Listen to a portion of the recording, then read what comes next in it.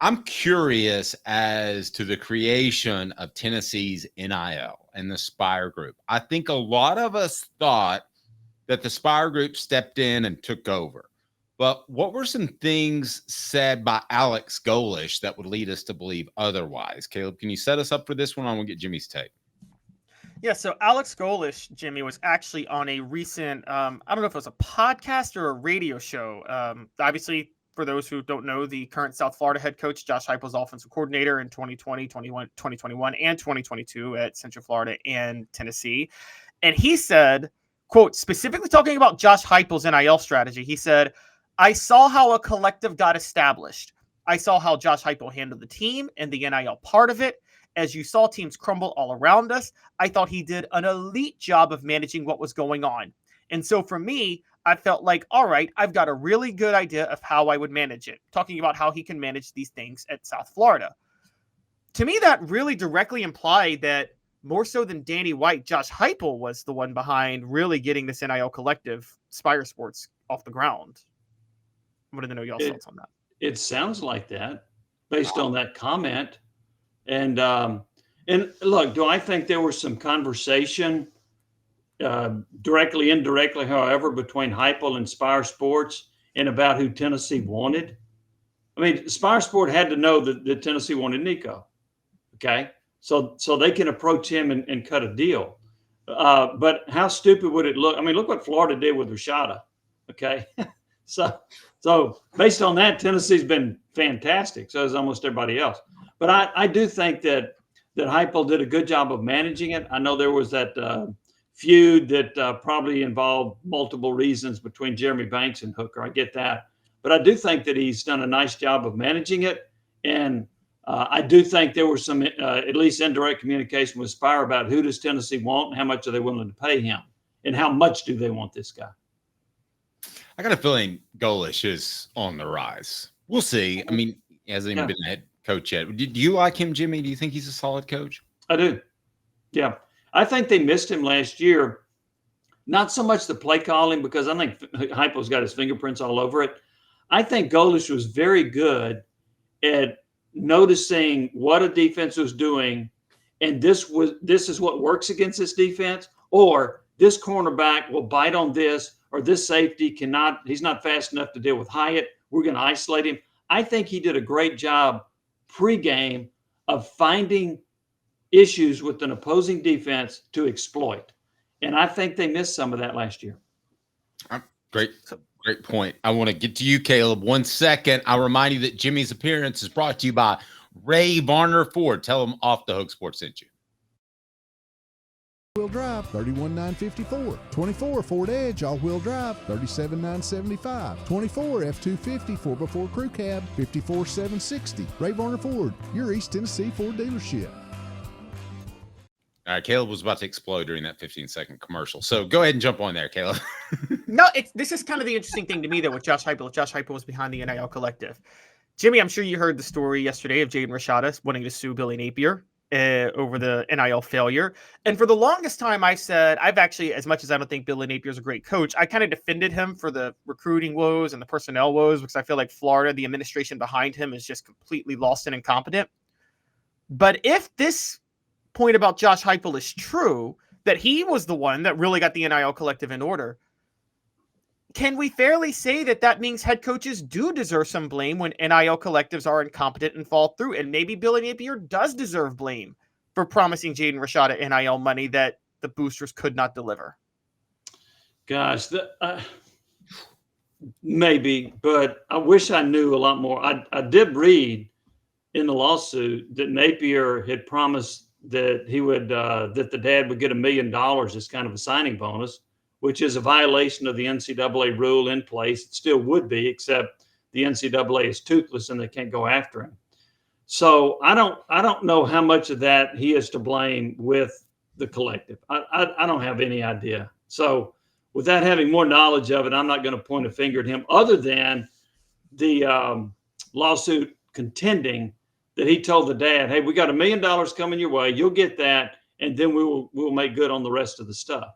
And that's a part, and that's a verbal agreement, right? And they never got the $1 million. The only money they gave was $150,000. And why'd they give $150,000? That was to pay John Ruiz, who runs the collective, quote, collective at Miami, because he had given Rashad $150,000. I mean, this whole thing is just such a mess. And I think it's an individual case. If you want to compare Heupel to Spyre Sports, or you want to compare Billy Napier to the Gator Fund or whatever you call it, I don't know how to do that. I don't have enough information on that to take shots at Napier in regard to that. Let me ask you this: as far as the current state of college football, excuse me, what's most important? And I did put this as a poll question up on our YouTube page. What is most important as a head coach in college football? Is it NIL, recruiting, coaching? How would you rank them, Jimmy? NIL or recruiting? Yes, three. You got three choices. Give me the three again. I'm sorry. NIL, recruiting, or just coaching? Coaching.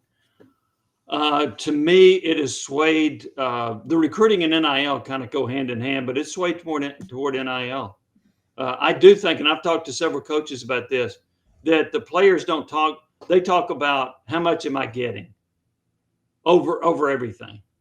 And I still contend, and Nick Saban's kind of alluded to this, that's one reason he got out of it, was a part of it in dealing with it. So I think the NIL is the number one factor right now in getting recruits. Now, you still have to have a really good evaluation. I mean, if you go back to Tennessee, how much would they have paid Joe Milton? Okay. And that would have been a big mistake to give him a lot of money. So you still have to make the right evaluation. But I think NIL right now trumps the other two. I can't argue with that. It's not coming up that way on our on our poll question on YouTube right now. 17% NIL, recruiting 39%, coaching 44%. Guys, I think Jimmy's right. I think he's exactly right. Caleb? Yeah, so Jimmy, but isn't there a situation where if a coach gets really good in certain areas, they can start to get an NIL discount? Now, there's chicken or the egg. Do you do the NIL and then get the discount, or do you become the good coach? And so, because Tennessee's receiver room is loaded this year, don't you think a lot of them, I don't know for sure, I don't have the numbers, but don't you think it's very possible some of them took less money to play in Josh Heupel's system? I think that's very possible. Don't know it, but I think it's possible. And to your point, I don't think Alabama had to pay a whole lot of money to get players, okay? But I think Ole Miss is having to pay a whole lot of money to get players because their program is not at the same level. So, yes, I do think you could build up some equity with your program if you're good enough. I don't know how much Georgia's paying, but I'm going to bet Georgia doesn't have to pay as much as Georgia Tech if they want to get an elite player. Do you think I'm sorry. No, go ahead. Go ahead, Caleb. Do you think some of these SEC schools have delusions? And I mean, look, even pre-NIL, I think Tennessee had a delusion where they were just always going to be good no matter who they hired and what money they spent because they're like, we're Tennessee. Do you think some of these schools like Alabama have a delusion that they can still get those discounts because, those players just want to play for Alabama and don't realize that it was about Nick Saban and not Alabama? Yeah, I think the key there is they wanted to play for Nick Saban. Yeah. And so I don't necessarily think Alabama's going to get that championship discount that they would have gotten under Saban. And maybe in due time, DeBoer will have that program at a level where players will go there for a little bit less money. But no, I think so much of it right now is we're going to go to the highest bidder. And that might be Louisville over Alabama. Might be. Speaking of, Tyler Barron ends up at Miami. I'm kind of happy that I don't know. He kind of got what he deserved. I've heard he's a little bit difficult, but I also like the fact that I am happy that he landed somewhere, because you get caught in that portal and you turn people the wrong way, Jimmy, and you can suddenly be back at home. Yes, you can. And the thing that doesn't get publicized that much, these numbers, I don't know what they are right now, but I remember in 2022, Greg Sankey talked about there were, I forgot what he said, over 1,600 players that entered the portal, and 1,000 of them didn't find a home. Wow. I do not think he distinguished, though, between scholarship and walk-ons.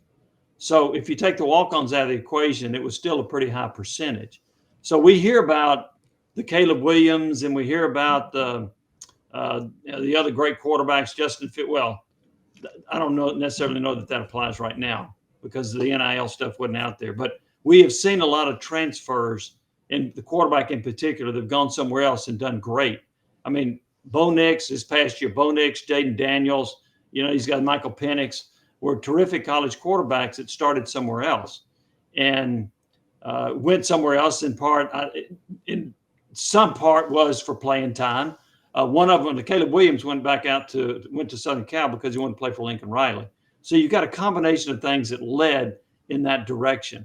But God, the cost of getting quarterbacks right now is kind of ridiculous, isn't it? I don't know how they can't have a salary cap, Jimmy. Some of the numbers I'm hearing, and I don't quote them a lot because I'm not sometimes I'll hear 100,000. Sometimes I'll hear 900,000.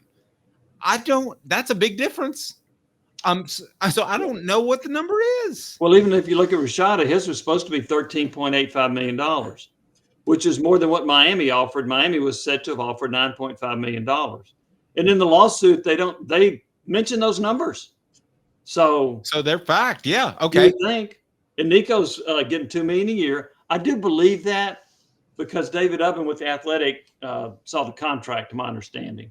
So I think that's it's not necessarily $2 million each year. That's an escalator. Maybe it's 1.7, then it's 1.9, 2.2, 2.5, whatever. It averages out to $2 million a year. So I do think those numbers are real. And so then how do you satisfy your offensive linemen? I mean, what are those guys getting? What did Darnell Wright get? I don't know. What Spraggins getting? What did Cooper get? Yeah. There's there's a report on CBS right now. Now it doesn't do hard data, but based on all the reports of different NIL money promised to different players, they've actually come up with a pretty decent estimate of what people are worth. And they say the QB market range is 500 to 800,000 per year. Running back 200 to 300, wide receiver 75 to 300, offensive line 350 to 500,000. But Caleb, they're already blowing past that on the quarterbacks, right, Jimmy? On the good ones, yeah.